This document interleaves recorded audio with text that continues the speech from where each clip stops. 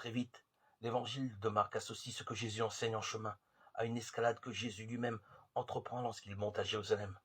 Pour réaliser la jonction, il superpose à nouveau l'histoire de Jésus à l'histoire de Moïse. Le texte situe l'événement 6 jours après. Marc 9, 2. 6 jours après quoi?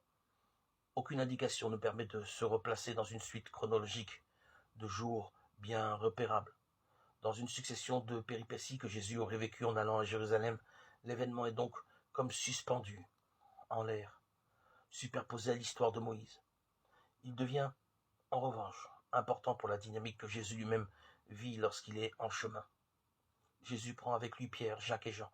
Il les fait monter sur une haute montagne, à part, seul. Marc 9, 2. Tous les éléments de la phrase comptent, en particulier le dernier qui évoque une mise à l'écart. C'est lui qui accroche le chemin de Jésus à l'histoire de Moïse. Quand il gravit la haute montagne, Jésus entre en effet dans la solitude d'une réclusion analogue à celle dans laquelle Moïse pénétra lorsqu'il gravit le mont Sinaï, avec le seul Josué, en laissant derrière lui les anciens, Exode 24, 13, 14.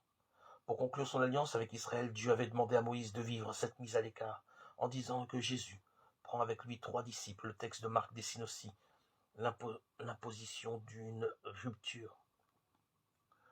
Et sur la montagne, il est métamorphosé devant eux. Marc 9, 2c.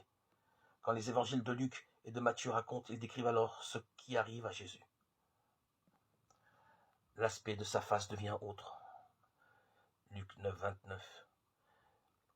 Sa face resplendit comme le soleil. Matthieu 17, 2. Quand l'évangile de Marc raconte, il ne s'intéresse pas à la nature de la métamorphose qui se produit. Il préfère enraciner la métamorphose de Jésus dans une expérience que Moïse a faite sur le mont Sinaï.